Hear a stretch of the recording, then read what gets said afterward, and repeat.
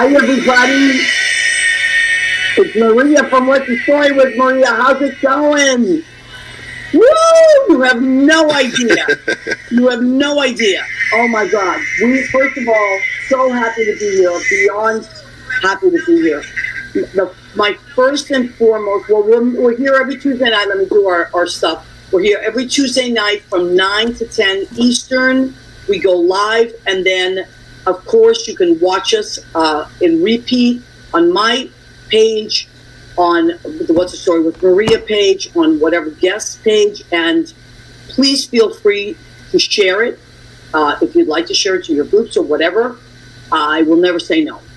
Unless it's some crazy group that, I won't even go there. But, okay, so first thing I have to say is, we had a situation today, a last minute, crazy, not total last minute. I got a text from our guy, Leo, my guy Friday, Leo Rodriguez, who runs our show every week, that he had a medical emergency. And thank God he's okay. He's not great because he's in the middle of mending, but he had an allergic reaction to something.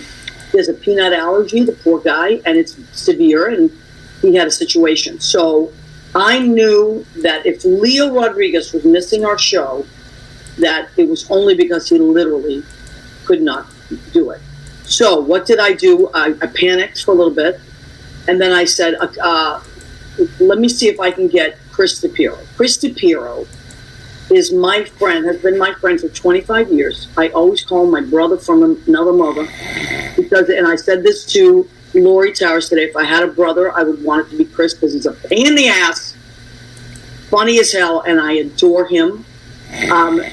Stop snoring. Stop snoring. Now he's snoring. I'm trying to say nice things about you. Wake up. 5 minutes. We're already on. Oh! Harvey Brownstone! Yeah, Harvey Brownstone's going to be on. Anyway, I wanted to thank Chris DePiero because he saved the day. He had something else scheduled. And I called, I tried to get a hold of Leo. It was going to voicemail. I kept texting.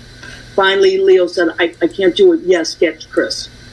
So I called Chris or texted him, and he said, don't worry, I'm in. I'll help you out. This is who Chris DePiero is. You're laughing, but that's who you are, okay, goofball? I love you. You're wonderful. I love you. Oh, my God, Bill Goffman is snoring too now. You see? Anyway, he is. Oh, and Melissa Driscoll said, and he's so hot. I'll put that up again. Oh, yeah. Yes. And Lori Towers, who's an amazing, she's a friend of Lynn Portis's, by the way. Oh, my God. Of Emusi. Yes, of Emusi, EMUSI, Lynn Portis's musical text app. That is right. And that's how I met Lori. I met Lori through Lynn Portis. Genius. Oh. And Lori and her husband are disc jockeys. They're also radio personalities, amazing musical historians. So we thank Lori for being on. And she introduced me to Harvey. So now Harvey and I are friends. And you and Harvey are going to be friends, Chris. Yes. I just can't wait. But I did tell Harvey, I said, we got to get these people in because they're all buddies and they all talk to each other. And we have to acknowledge them. We have the most wonderful friends. So Dee from Dee's Enlightened Edits is here. Hey, it's not going to be normal YouTube page tonight. I don't see it on there. No, it's going to be Facebook for now. And then we will share it to our YouTube page. So that's the way it's going to go tonight because Leo usually does that. I don't know how he does it, but that's how he does it. But he is under the weather, and he'll be bouncing back shortly. We want him to get better. If Leo ends up watching this, we miss you, Leo. We love you. And thank you, Chris. And Leo already told me to tell you that he loves you, and if you were straight, he would marry you. He told me to tell you that.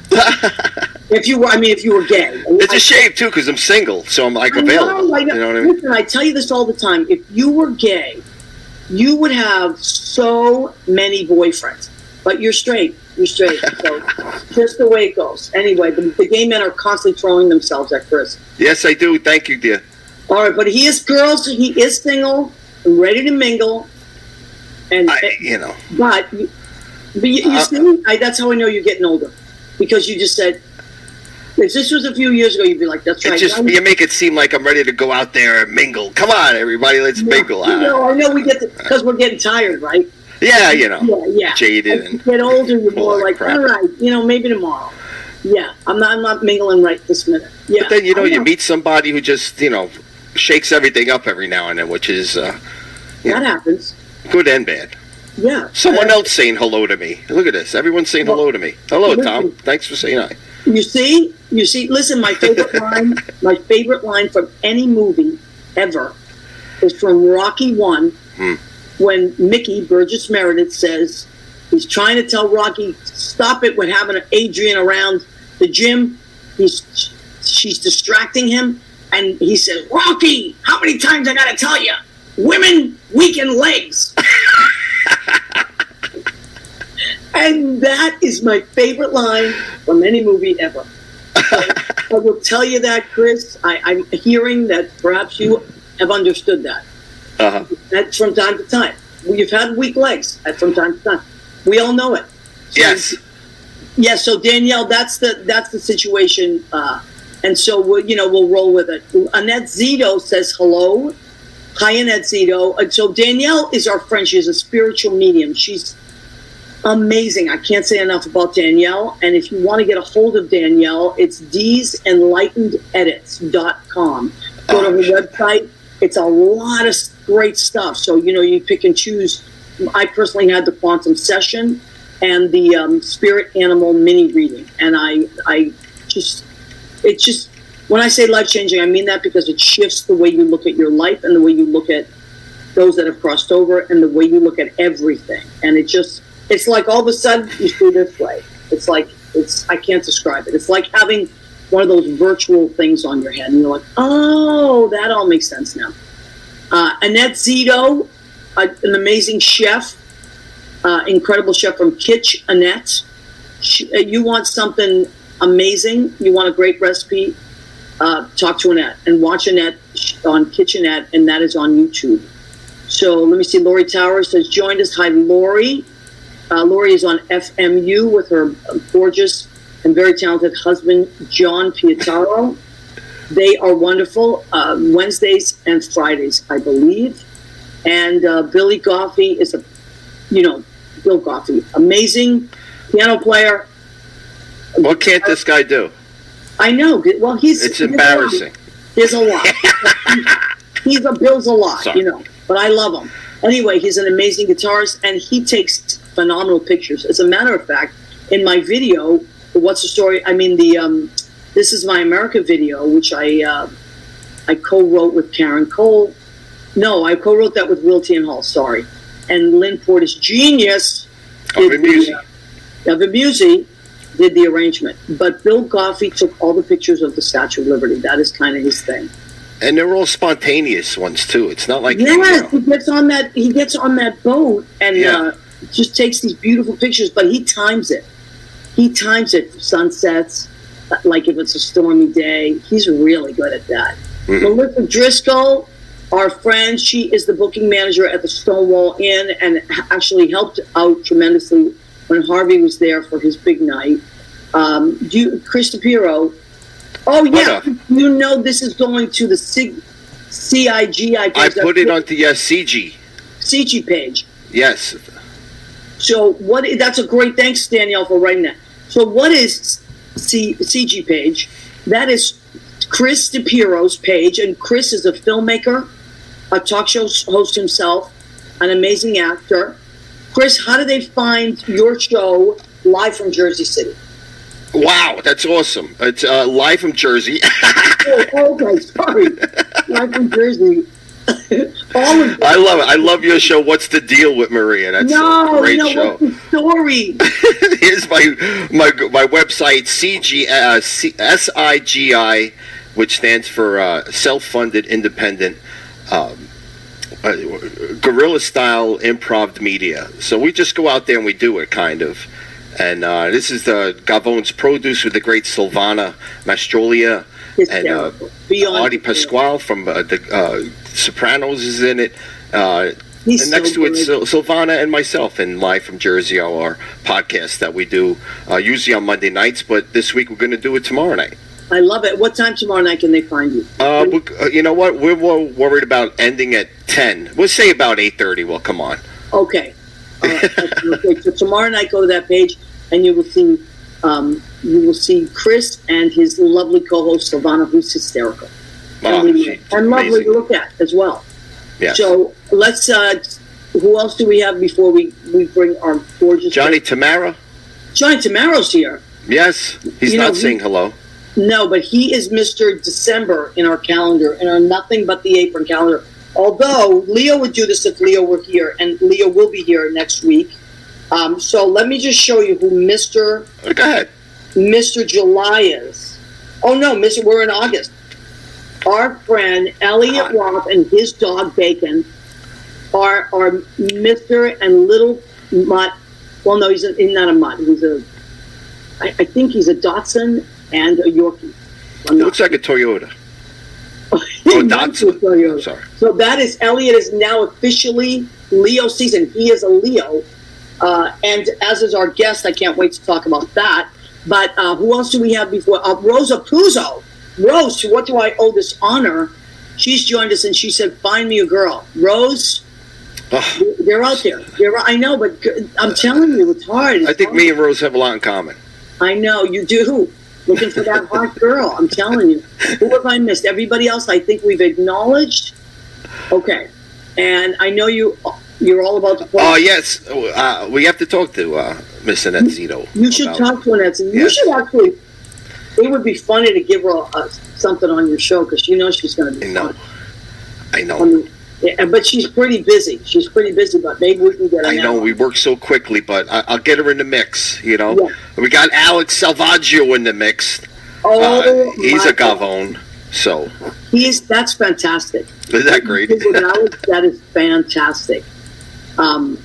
Amazing. So please, if you want to watch Gavone's Produce, how do they find that? They can go to YouTube and do a search for Gavone's Produce, or you can go to cgmultimedia.com, and it's on the first page there, and we have about 15 episodes now of Gavone's Produce. How many episodes have you been in, Maria? Have I been in? Yes. In your show? Yes. I don't think I've been in any. Of course you haven't, which is another reason why, you know. But I'm a big fan. But anything you want, I'll jump in there anytime. But I will tell you, I was in your movie, Miami or Bust. Yes. I played the crazy gambler on the phone. Yes, coming up from the path. Yes. Back in the day. I remember that. We filmed that so quickly. Iconic shot. I should have that ready to go. I'll look for it during the show. Melanie Reese says, hi, staying cool here in Colorado, 69 degrees. That sounds beautiful. Okay. Well, Bill Goffey likes us to know that he was born in Jersey City. So thank you, Bill. But me too. Christ Hospital, Bill? No, he was born in Margaret Hogue Maternity. Oh, boy. Holy cow. That's down and dirty, boy. Yeah. Kenny Holcomb. Kenny Holcomb is amazing guy. Yes. You want some graphic designs. Kenny is your guy. Used to has designed many covers for Random House book covers. Okay. You don't know which one? It's random? It could be anything. How many houses? What house? A lot of houses. I'm so sorry. Stop it. Random House is a publishing company. Anyway, all right.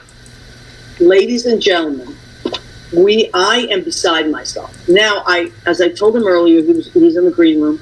I told him earlier I wanted to wait until it was Leo season because he is a Leo. His birthday was a few days ago. So it is finally Leo season, and he is here. Let me tell you who Harvey is. Harvey was Canada's first openly gay judge, the first sitting judge in the world to write a national bestseller.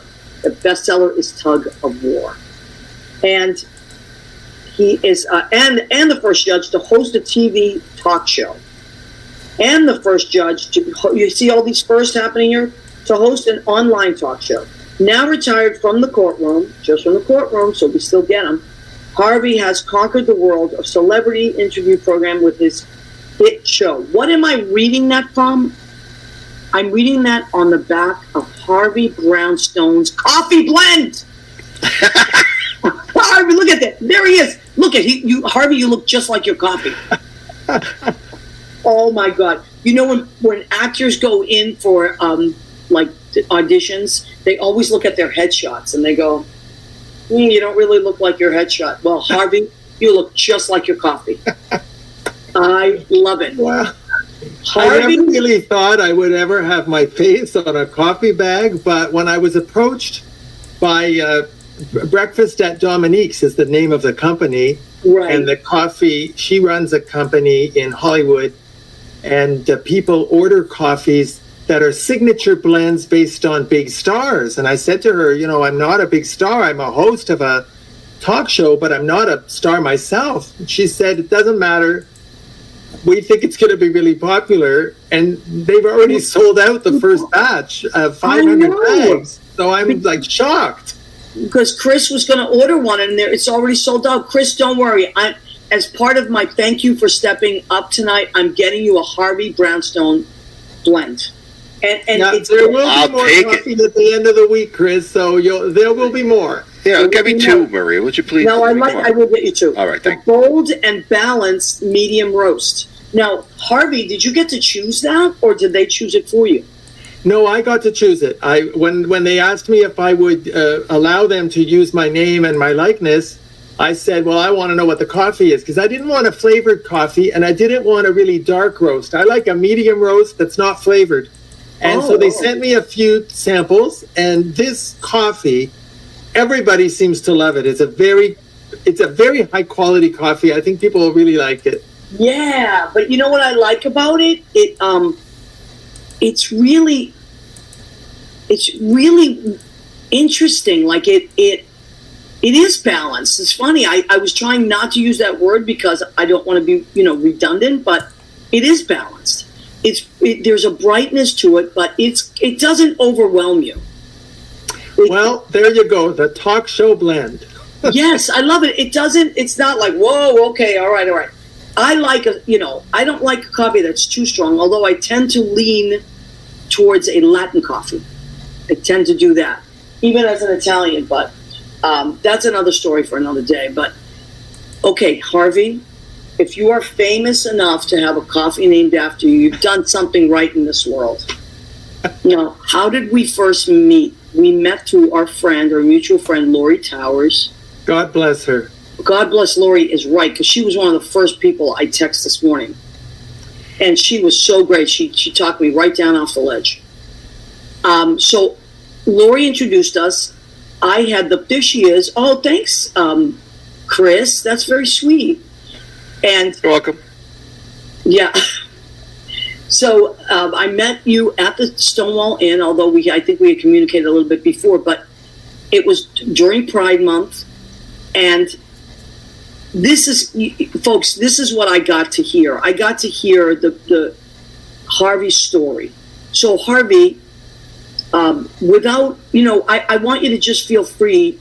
I mean, I could give your resume out and all that, but I loved your story, Harvey. It's not at all a typical story. You did not lead a privileged life. You were not handed things. Your life was very difficult as a younger person. How does someone with that kind, and I'd like you to talk as much or as little about that as you like, but how do you go from being that kid that is bullied and picked on and does not have things handed to them to being on Canada's Supreme Court? So if you wouldn't mind just giving us a little bit of how that worked out. Well, I had a very normal childhood until I turned 19, and then I told my parents I was gay. Now, this was 1976. It was a very different world, and they threw me out. I didn't anticipate that, but they reacted in a very hostile way, and so I found myself homeless and with no money and no family support. I was just about to go to university. So I got myself through university and law school by part-time jobs, going on welfare, dating rich men that would feed me, and the thing about parental rejection is that it's a great motivator. So I became quite driven to be somebody so that I could make my parents proud of me. And so I became a lawyer, and then that wasn't good enough. I thought I should achieve more. And when I was 38 years old, I got appointed a judge. And in Canada, you're not elected to the judiciary. You have to be appointed by the government for life.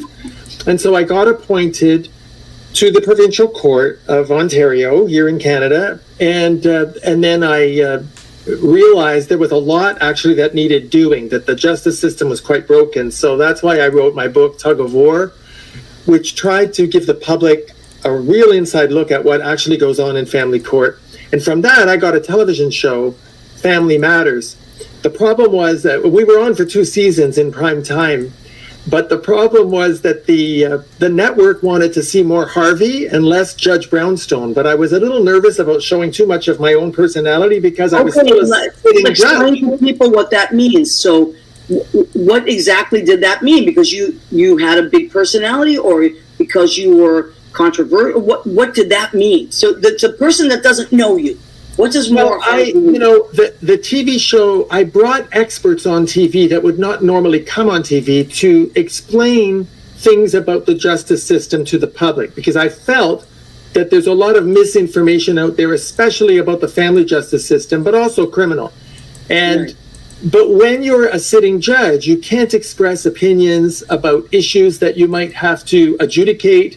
You can't talk about existing cases. And the network, we were getting really good ratings, but, I had to be very careful not to compromise my impartiality, or I was going to lose my job. And I worked very hard to become a judge, and I wasn't getting any money for being on TV, and I really didn't want to jeopardize that. So after 2 seasons, we stopped.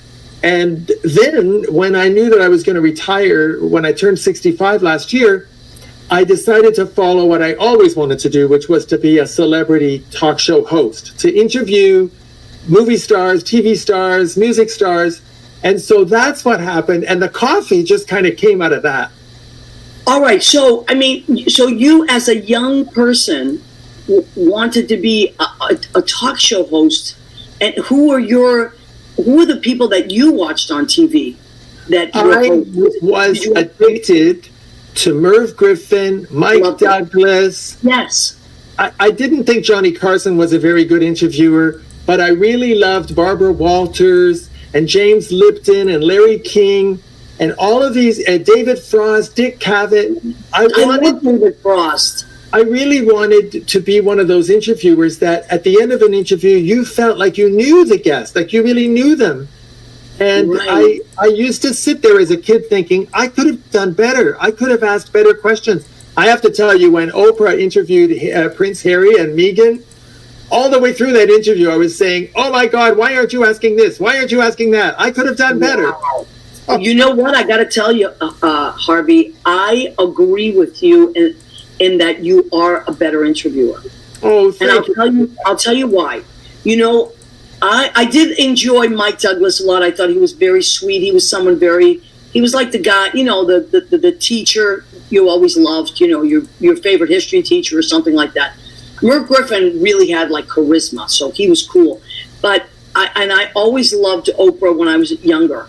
Now she's still great at interviews, but I always feel like it's kind of about them, and there's the guest, right? What I love about your interviews so much is that it's almost as if you validate these people.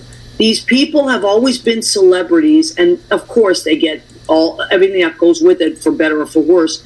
But what you do as an interviewer that's so lovely and so respectful of them as a human is you validate them.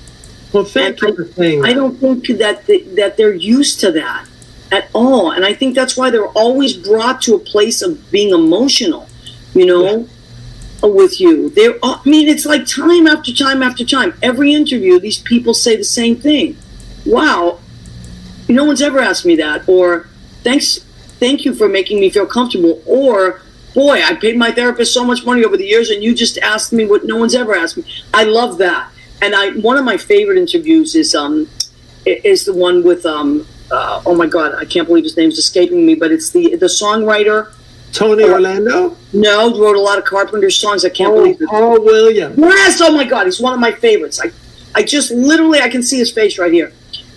Your interview with him was so beautiful because you could see that this man, that was had been so seen by you for all of his gifts. And I mean, he's one of my favorite songwriters, but what you asked him was so important, and I just loved it. I love your interviews. You're so kind to people. You're super smart. We know that. Obviously, you have to be smart to get where you've gotten, right?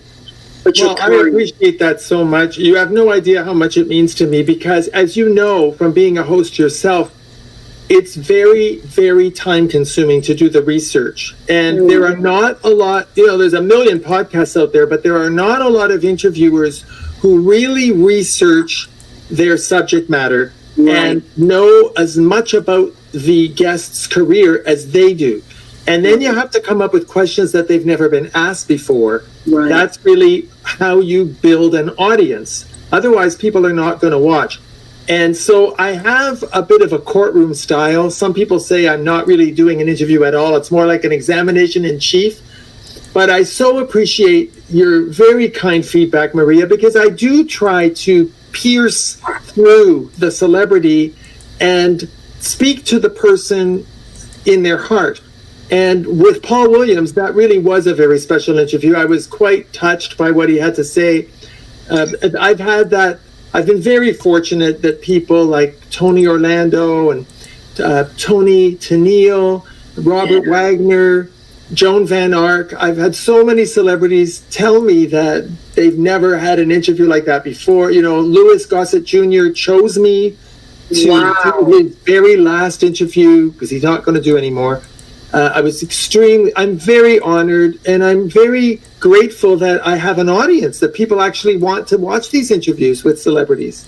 Absolutely. And we just want to remind everybody, it's Harvey Brownstone Interviews. It's on YouTube.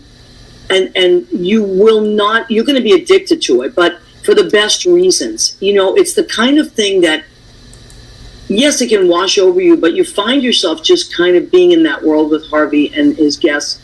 I also loved your interview with Louise Sorel. Isn't she wonderful? Oh, she is fantastic, and she's a big soap opera star. We had her on our show way after your show. I actually watched that interview, and I learned so much about Louise. Not so much what I could read on a resume, but I could see inside her softness, her kindness, her intellect, and you pulled that out. It was really beautiful, and she was so honest with you.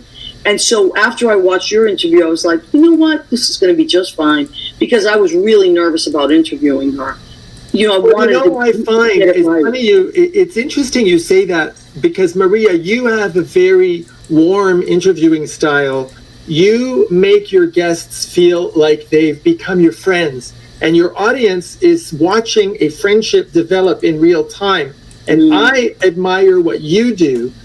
I don't feel that I have that ability because I am I'm still so tied to the way I was in the courtroom. But what I do try to do is somehow let them know that I really know about their career and I care about it, and that they've made a contribution that may be beyond what they think they did. And I think with Louise, she's a woman. She's a senior citizen. She's a veteran actress.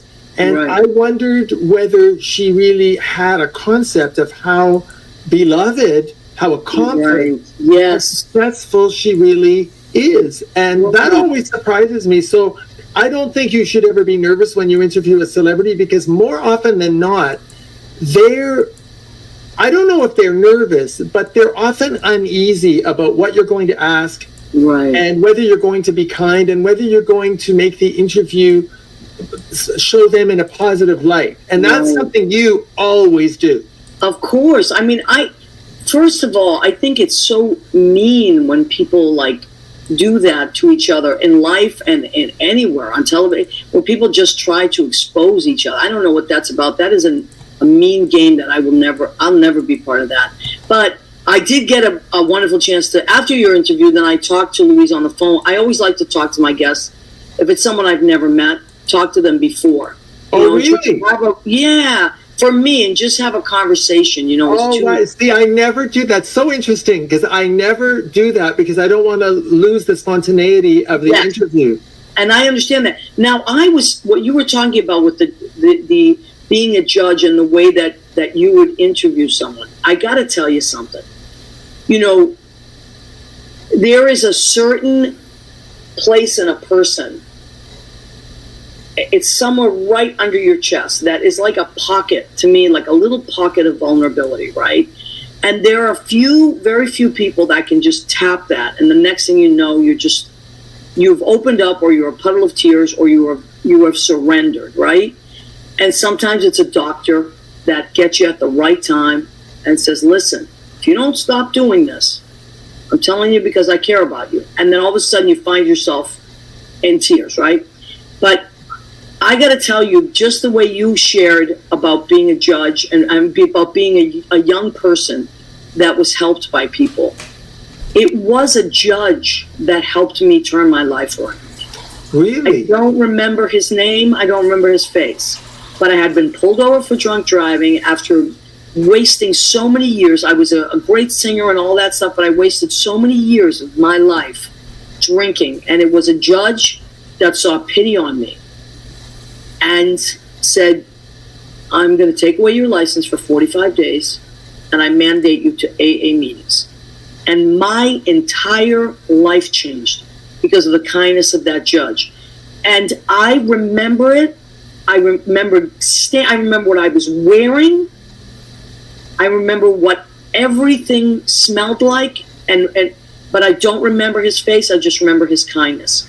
And there is something very important about being that person that can look at someone and see something so good in them that perhaps the world does not. And I know you've been that kind of a judge. I know I tried. I think what I brought to the judiciary that was unique, and I'm quite sure about this, I'm sure I was the only judge that was ever on welfare. I spent 5 years on welfare. I had to shoplift to get through many, many days. I know what it's like to be poor and to feel on the outside looking in. And I think that a lot of my colleagues on the bench had lived very privileged lives. Many went to private schools. I used to say to myself, some of these people wouldn't even know a poor person if they fell over them. But I was able to say to the people who appeared in front of me that I'd had rough times too, that I understood that people sometimes make mistakes, that people have hard times that they fall on. And I do believe that compassion is a very important part of being a judge. I'm glad to hear that a judge had such a positive impact on your life, because I think that we have to apply the law. But I really do believe that judges, at least in the criminal court and the family court where I was, we are problem solvers. We are there to use the law to help people make their lives better, whether it's a victim or a perpetrator or a single parent or a young offender. That was always the way I saw my jobs, to try to make people's lives better and to be, of course, to be fair. And so I'm very proud of the work that I did as a judge. It's not a pleasant job. It's not a happy job. But I feel, I was very fortunate to be a judge at the time when same-sex marriage became legal in Canada, because I suddenly found myself at the center of this same-sex marriage revolution here in Canada, where Canada suddenly, especially Toronto, became the number one destination for same-sex couples who wanted to get married. Wow. Long before it was legal in the United States, they were coming to Canada, and I officiated at over 2,000 weddings for American couples who came to Toronto to get married. And so I'm very lucky that I got to do that in addition to what I did in the courtroom. Now, Harvey, can you talk a little bit about because it moved me to tears, that story of Edie Windsor and her wife and how they came over and you met them at the airport? I was contacted by an activist in New York who was helping same-sex couples get to Canada to get married. So this gentleman by the name of Brendan Fay, he's very well known in New York, contacted me and said that Edie and Thea were a lesbian couple that had been together for 42 years. Thea had MS, and she had been given a fatal diagnosis. They figured she had about 6 months left to live, and her dying wish was to come to Toronto and get married. This woman was a quadriplegic in a wheelchair. And I was asked if I would go to the Toronto airport. They would fly from New York to Toronto with an entourage of medical people to help them. Wow. I would do the wedding at the airport in Toronto, and they would fly right back to New York because she was that sick. So I did it. There was a film crew with them. So I figured this is going to be the subject of a movie at some point, and it was. There's a movie, I think it's on Netflix. It's called Edie and Thea, A Very Long Engagement. Wow. It's an award-winning movie, and the movie talks about their relationship, and of course the wedding is in the movie. Well, Thea did die about a year later, and when she died, Edie was hit with a $320,000 tax bill because their marriage was not recognized in under the Defense of Marriage Act, which was a federal piece of legislation that said marriage is between a man and a woman. And so she got hit with this inheritance tax that she never would have been charged with had she been in a straight marriage. So Edie sued the government, and it went all the way to the Supreme Court of the United States, and that is the case that overturned the Defense of Marriage Act. So Edie Windsor, I often say she was the Rosa Parks of the gay world because she took on the government and she won. So I'm very proud that I got to officiate at that wedding. Wow. Edie and I remained very close friends right to the end.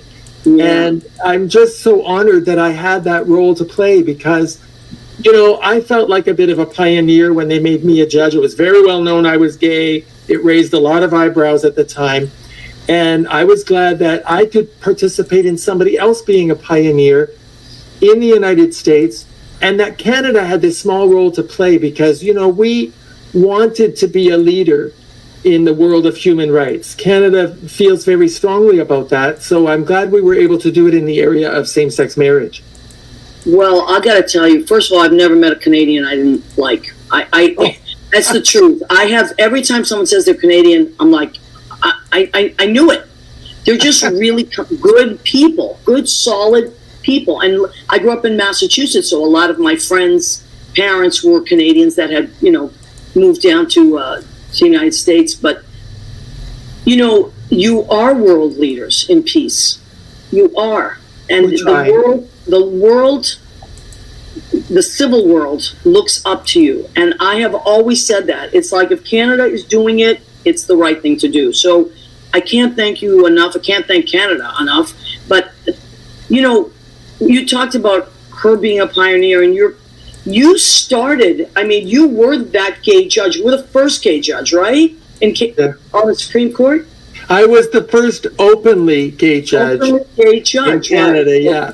I think there were others, but I was the first openly one. Well, that took a lot of courage. So thank you. And thank you and then Edie Windsor, I got to meet her when they were opening the Stonewall Memorial Park outside of Stonewall. She spoke, and I'll never forget it. I was like, wow, this is I knew it was a big day then. I have pictures of it. Actually, I'll send them to you. The pictures. And, I didn't know you then, but I knew how she was sending a light out to us and encouraging us. And so, you started something. You started this ripple of amazing light, and it's traveling all over the world. People are doing the right thing. Of course, people are still doing the not so right thing and being judgmental and mean and all that. But there are so many good people out there, and Harvey Brownstone, you are one of those amazing people. So I can't thank you enough.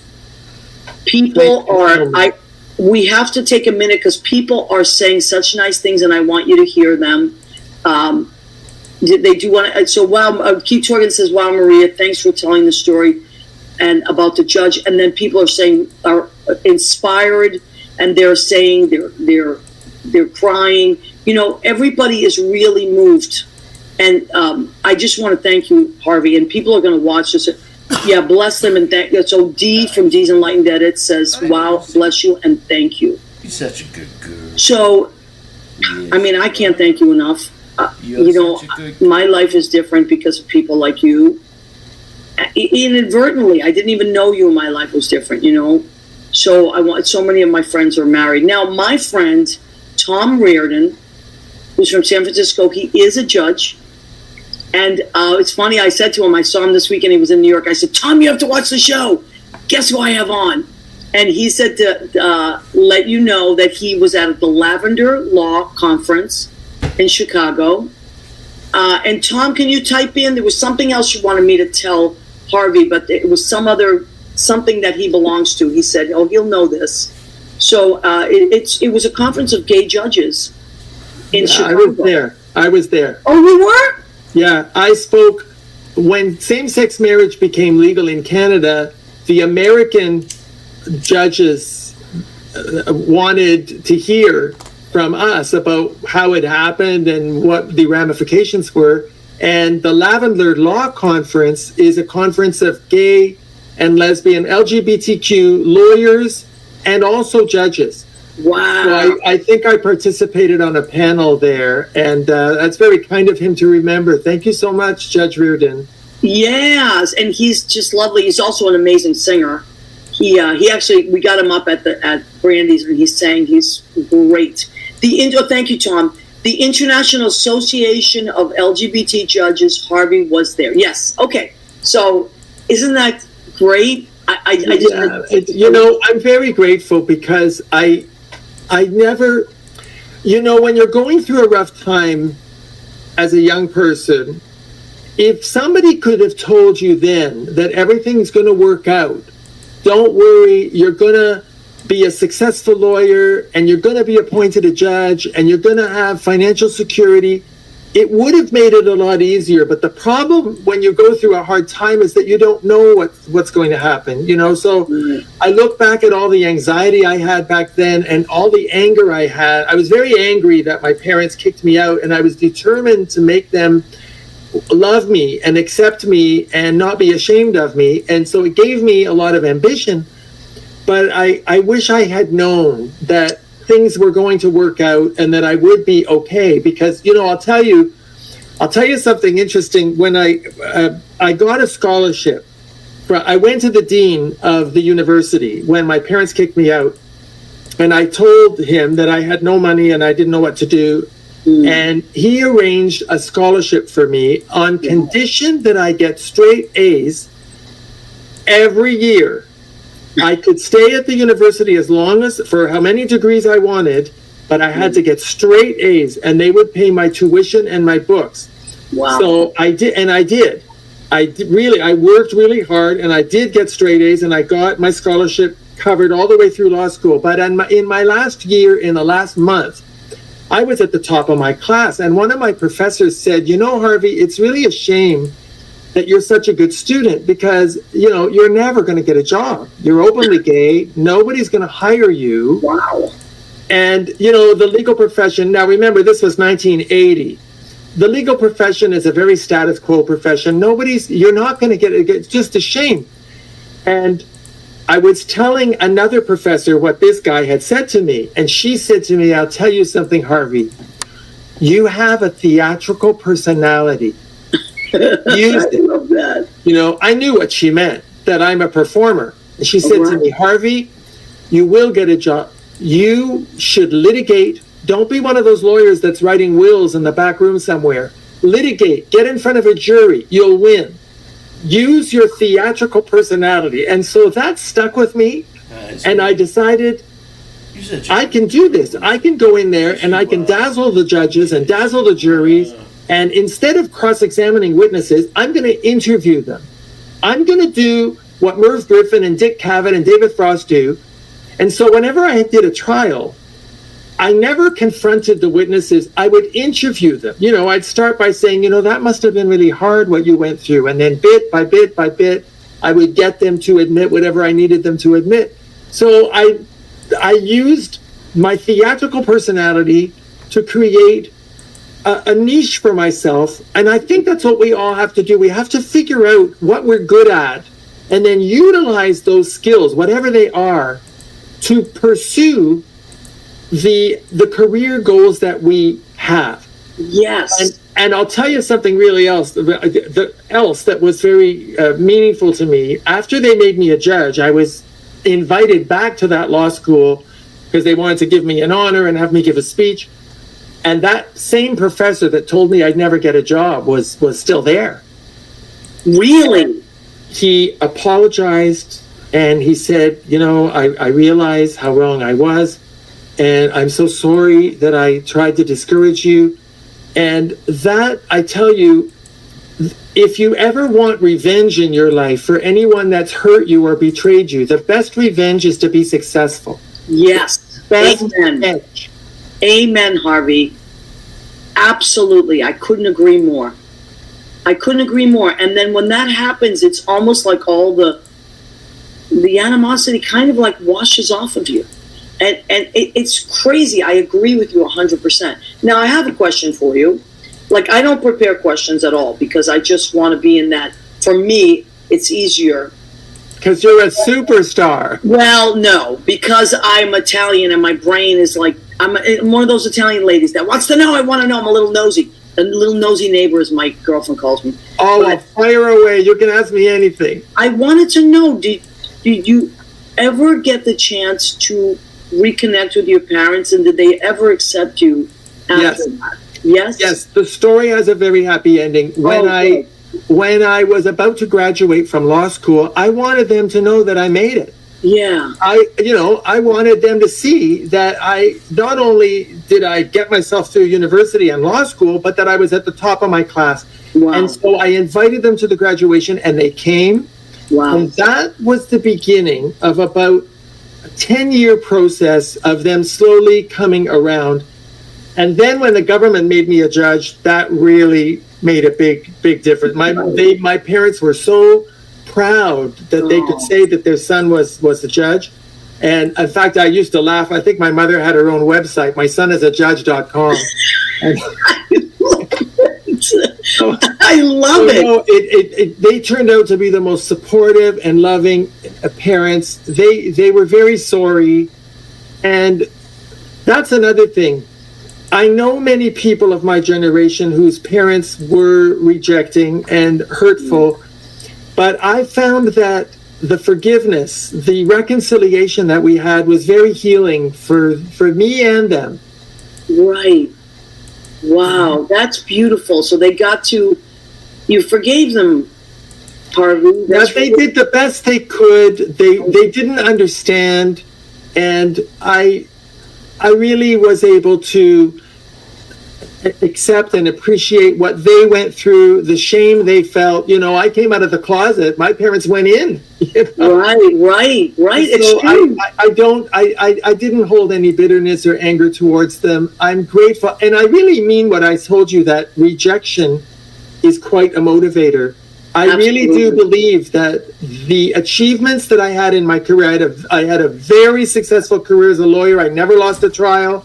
I was made a judge at 38 years old, which is unheard of in Canada. Yeah. It's because I was so driven to prove to them that I was worthy of their love. That was a great gift they gave me. I'm grateful because I don't think I would have been anywhere near as ambitious if they had just been the regular parents who supported me all along. So I'm happy with how things turned out. That's beautiful. What a beautiful story. Okay, we are going to take a very short break because we have to do the food section of our show, which we always do on the show. And then, Harvey, when we come back, which it's only take a few minutes, I want you to tell everybody about the song. The song that you inspired Harriet Shaw to write. Okay, so many people are saying beautiful things, and so we appreciate you. Lydia Stuckey is watching. Vincenzo D'Amato is watching. Barbara Prudis is watching. So many of our friends have been on here. And Danielle says, way to use your passion to help others. I agree. Okay, so I always, I have creative people on the show, but in order to stay creative, I mean, I can't just expect them to be creative, but I won't stay creative. So I always cook. That's my thing. So what did I make tonight? And I made, when I think of Canada, I think of delicious salmon and beautiful, gorgeous fish that comes from up there. So I made salmon with a beautiful salmon with, I have to read it because I always put so much stuff in it, marinated in garlic, sesame oil, ginger, scallions. I squeezed an orange in there, a little bit of white wine, and some hot honey. So Trader Joe's has this delicious hot honey. Marinated that, and then I seared it, pan-seared it. There's a little cauliflower rice right there. This is a healthy meal. Lori Towers would be very proud of me for this meal because I have to go to a wedding in a couple of weeks and I have to get into my soup. So when that happens, I always have to go on a little bit of a low-carb diet. Now, Harvey, this salad, I tried to create a little bit of the colors of the Canadian flag here. So we have, what did I put? Red leaf lettuce, because our Canadian flag is red and white. Red leaf lettuce, red peppers, red radishes, and the red radishes have a little white in there, and then gorgonzola cheese, which is in there. I'm going to put an aceto di Modena, which is a beautiful vinegar from Tuscany, and I think I'm going to put a Sicilian lemon olive oil on this. This is my Canadian-inspired salad. And then for dessert, I'm going nice and easy, so I can be as skinny as and spelt as Harvey Brownstone. This is beautiful honeydew melon, and just sliced thinly so I don't go crazy. Annette is the produce queen. I want that in my face right now. You know what? Annette, anytime you want, come over. I will cook for you. I love to cook. Okay, so that is our meal for tonight, inspired by our guest, Harvey Brownstone. Harvey, when you come to town, I would love to have you over for dinner. I would love to come. Yeah, and Lori, of course, Lori and John are invited.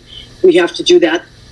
So now, when I met you, the night I met you, there was a beautiful singer there, Gary Lynn Floyd. Thank you. Oh, fell in love with him. Fell in love with his energy, his voice. He's just beautiful.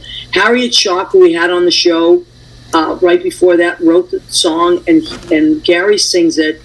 But you inspired the song. So tell us about that creative process.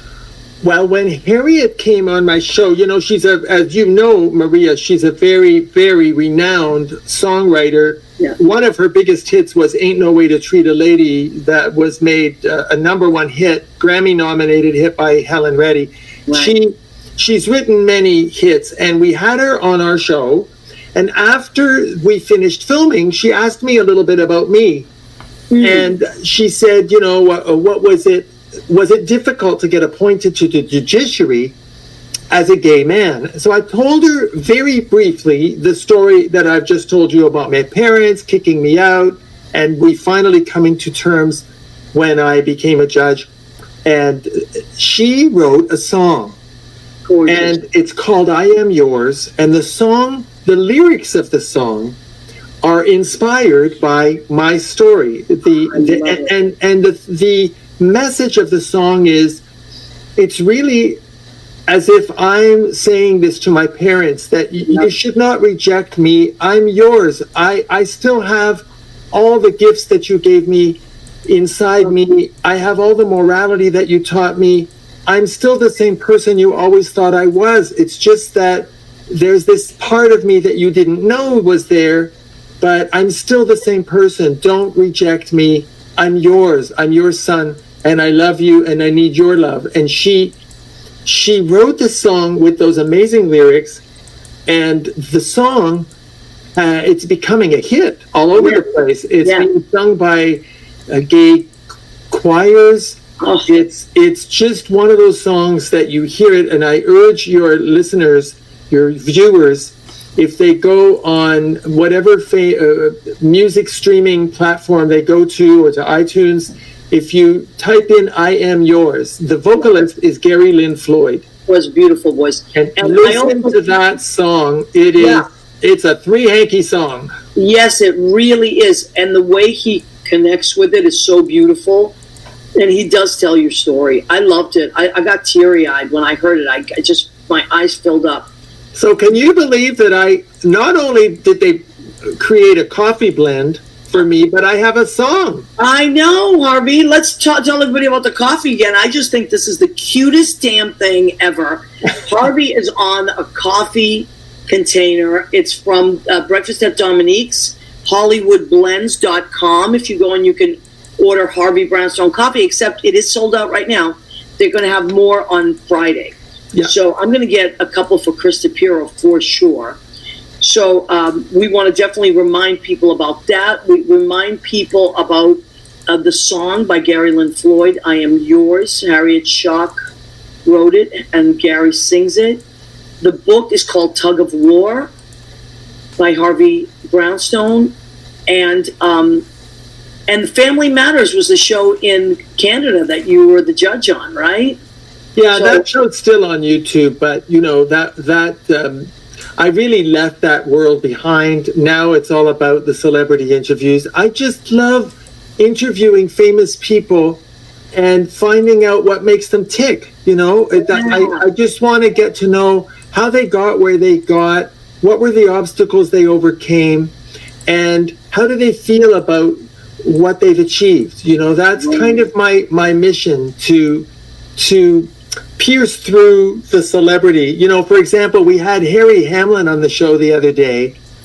You know, Harry Hamlin, to me, he was always a great sex symbol, and you know, you would think he would be so content with his career. And he said something that just really got me. He said, I was a character actor trapped in the body of a leading man. Wow. You know, and so, you know, we look at these people and think, oh my God, they've got everything. You know, I wish I could be like them. And here he was basically saying to me that he didn't get the roles he really wanted because he was so handsome and so sexy that he was typecast and pigeonholed. It's so interesting, you know, or somebody like Tony Orlando who broke down and cried because he felt he'd always been treated like a bubblegum singer and not really taken seriously as a musician. And here I was just talking to him about the music he'd created and what it meant to many people. And it brought him to tears. And I just love doing that. Wow. That's really amazing. Now, I can't say enough about Harvey Brownstone interviews. You can find them on YouTube. There's so many. How many episodes do you have, Harvey? Oh, we just filmed 310. Wow. Wow. Well, you are 308 on our roster. So that's incredible. Go and check them out. They're longer than this show. You get a real intense interview, and you're going to love it. You know, you can just pick and choose your celebrities. Start with ones that you know, and then you're going to be hooked. You'll see. You're going to be hooked. Lori Towers is so great. She typed in 310. Paul Maizano has joined us. Eugenia Mesa Dominguez, who is my girlfriend. She also, her dream is to go to law school. And she does a million other things, but that's always been the dream in the back of her. So I'm sure she's watching this and so inspired. So Harvey, I'm going to ask you now, the show is watched by people that are creative and people that are always striving to be better at whatever they're doing. So what advice would you give people that are maybe just to go on, to not give up, you know, on those hard days? What does Harvey Brownstone want to say to these people that are listening? My message is to try to penetrate your own blueprint.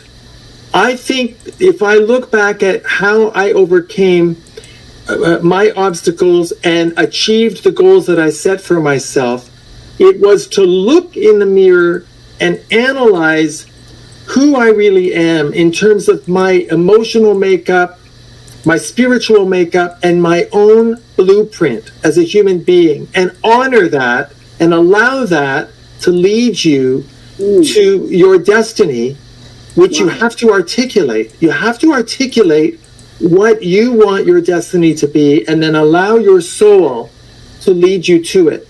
And that's been my recipe. It's not as tasty as your salmon. Oh, I love it. But it's worked for me. Honor your own blueprint. That's incredible. I've never heard anyone say that. That is a total original. Thank you so much. Thank you so much. That was so beautiful. Thank you, Maria, for having me on your show. I love your show. I love what you do. I love who you are. And I love the healing energy that people like you and Lori Towers, Rosa Puzo is watching. She's joined our team recently. She's an incredibly valuable member of our team in booking guests. I love the positive energy that you draw. Yes, well, thank you so much. And people are just writing things. Danielle says exactly, that's so much of what I share with my clients. Thank you, Judge. Danielle is a spiritual medium and healer, and just amazing. And it's a lot of that empowerment, empowering someone to do what their destiny is. So that was so beautiful. Thank you so much. We have sadly come to the end of our show, end of our hour, but you can find this in podcast. It'll probably go on podcast in a couple of days in Spreaker, Spotify, and iHeartRadio. And it will be on YouTube in a few days, along with the rest of our shows on What's the Story with Maria.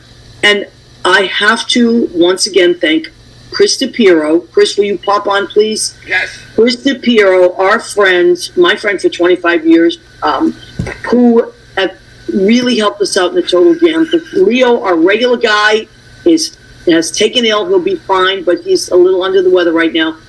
Chris switched his plans around so he could help us. I also want to thank Chris because it was his idea to do a StreamYard with our show after COVID, during COVID, to help us out. So that I used to have guests in-house. And Chris has a show called Live from Jersey that usually runs either Mondays or Wednesdays. That's really, really, really funny. And so please go and check him out at SIGI, CG Multimedia, SIGI. Looking forward to having Mr. Brownstone on live from Jersey soon. Oh my God! I have my people call your people in. I'm sending you my love, Chris. Yes, thank you. I could use it. You seem to operate on a higher level of existence than a lot of people, Mr. Brownstone. Well, that's a very kind thing to say. Thank you so much. I just want to spread warmth and love and kindness. Yeah, and you do. Thank you, Harvey. Thank you so much. Thank you, everybody, for watching. We're here every Tuesday from 9 to 10, and we appreciate you more than you'll ever know. Great show. Bravo, Maria, and thank you, Chris, and thank you, Danielle. Thank you, Lori. Thank you, everybody that comes on every week. Annette, spread the good love. Listen, you have a choice every day. You can choose to be positive or negative. And if some days are harder, then say nothing. If you're in a bad mood, say nothing at all. But on the good days, spread some love because people could use it. Chris, thank you so much. You're welcome. Harvey, I love you. Thank you so much. I love you guys, and I appreciate you. And Leo will be back next week. And thank you so much, everybody. Bye. Bye, everybody. 3, 2.